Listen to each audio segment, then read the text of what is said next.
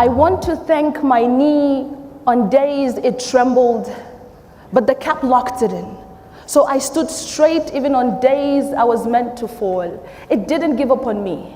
Like when I was 11, I left my hometown never to return again.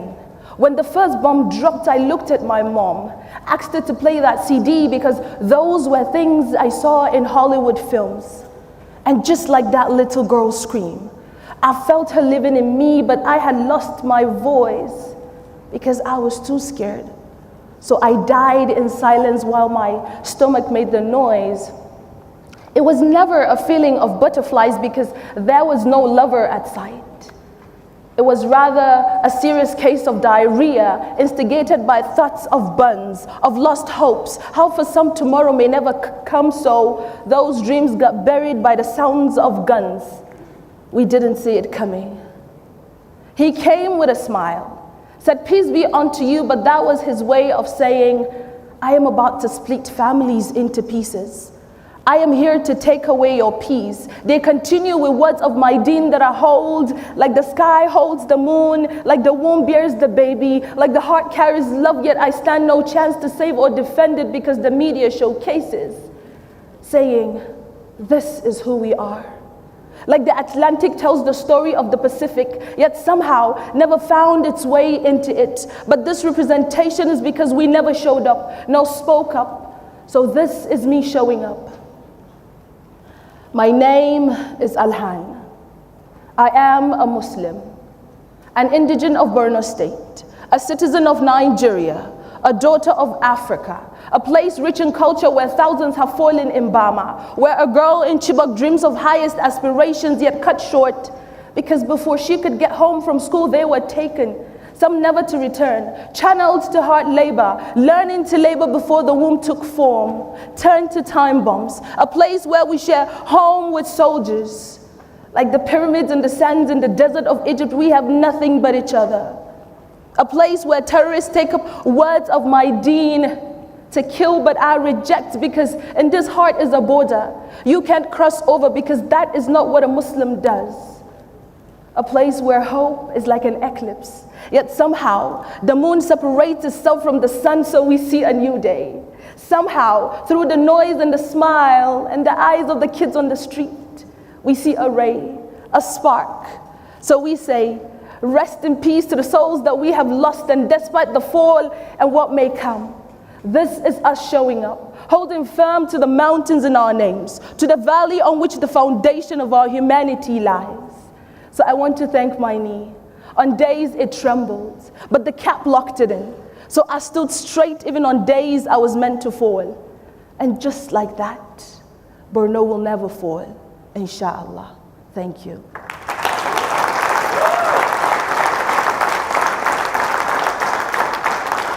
Thank you.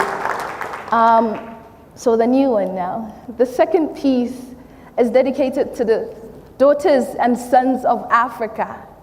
And this is a very beautiful gathering because it brings together the sons and daughters of Africa.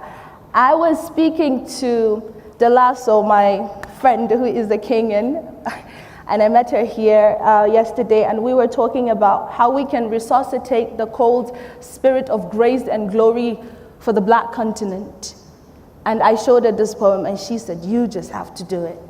And so here goes, Ignite Africa.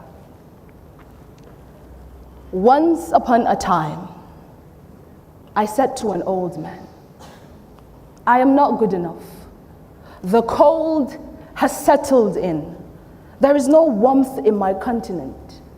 He gazed at me and remarked, "I am a citizen of every country." Every country? Yes, every country. Birthed by a mother so divine. She is a mother with no borders. Mama Africa. She has 54 children, and in each were warriors who became legends, who never crossed over. Though they're gone, their names are leftovers. Like that food in the morning that fills you up, yet reminds you of the lingers of the night. Manifestations of victory. Names on walls that time fears. When it runs out, they still remain. They ignited Africa. They were lions, and you, my darling, are a cub. He said, dear great-granddaughter of a mother so flaming, a continent with indelible resources, but of it all, you are its greatest asset. Your scheme, proposition, and ideas, if you dare, will resuscitate the cold spirit of grace and glory for the Black continent.